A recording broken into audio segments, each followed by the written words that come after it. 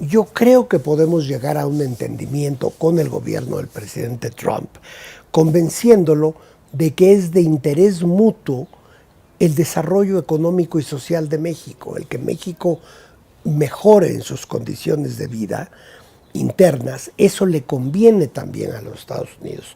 Desde luego, el desarrollo de nuestro mercado interno es algo que beneficia también a los Estados Unidos.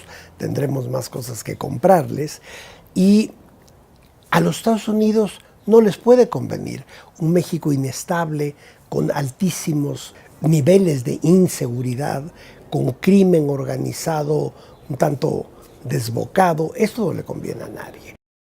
Desde luego, nosotros jamás pagaríamos un centavo de esa construcción. En eso creo que hay un consenso absoluto en la sociedad mexicana. Creo que ningún gobierno mexicano se atrevería a pagar, así sea una parte de ese muro. Y luego yo pienso que lejos de establecer muros, lo que necesitamos fundar es puentes de entendimiento. Como digo, el problema migratorio en el fondo debe solucionarse a través del desarrollo económico y social en México. Esto es lo que disminuirá en el mediano y largo plazo las grandes migraciones que en el pasado hubo hacia los Estados Unidos. Creo que existen otros horizontes muy importantes, que lo que pasa es que hemos descuidado en años recientes. Entonces creo yo que habría que explorar a fondo las posibilidades de atraer inversión extranjera, de intercambios comerciales con otras regiones del mundo. Está desde luego China, que es todo un nuevo acontecimiento en la economía mundial, digo relativamente nuevo. Está la Unión Europea, está el sudeste asiático, están países que han surgido en los últimos años con un gran empuje económico como la India, ¿no? Sobre todo la región desarrollada, más desarrollada de la India, el noroeste, donde hay un gran desarrollo tecnológico. En fin, el mundo no se acaba con el Tratado de Libre Comercio. En el caso de México, apenas estamos iniciando la relación económica con China, yo diría, y hay mucho por explorar y muchas posibilidades, como usted dice, de inversión sobre todo, ¿no?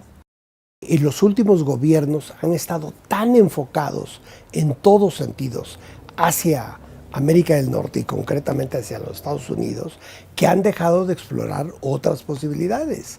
Yo creo que las posibilidades ahí están, pero hay que iniciar ya negociaciones mucho más intensas con China para explorar ese horizonte y dejar de pensar que toda la política económica de México debe de estar dictada por lo que se ha dado en llamar el consenso de Washington, ¿verdad? Uno de nuestros principios fundamentales es la defensa de la soberanía mexicana. Entonces, ninguna situación puede justificar que se vaya más allá de los límites de lo que representan los intereses soberanos del país. Desde luego, no podemos tener en territorio mexicano agentes de las fuerzas militares o policíacas norteamericanas. Todo esto es algo en que hay que sostener principios históricos de la diplomacia mexicana, la autodeterminación de los pueblos, la no intervención en los asuntos de otros países, para poder exigir que los demás países tampoco intervengan en situaciones internas de México. Todos estos principios que han regido en los mejores momentos de la diplomacia mexicana y que desde mi punto de vista han sido un tanto soslayados en gobiernos recientes por este énfasis en Norteamérica, deben ser recuperados por México y yo creo que eso sería muy beneficioso para el país. Es difícil así a bote pronto pensar en uno porque luego a lo mejor en un rato recuerdo otro.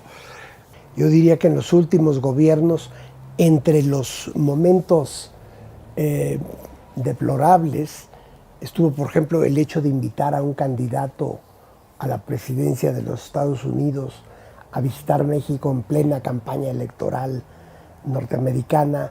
Esto es una forma de intervenir de alguna manera en la situación interna de otro país. También recuerdo toda la cuestión relativa a invitar a un jefe de Estado, pero al mismo tiempo desinvitarlo, como se hizo en la época del presidente Fox, ¿verdad? Para quedar bien con otra potencia.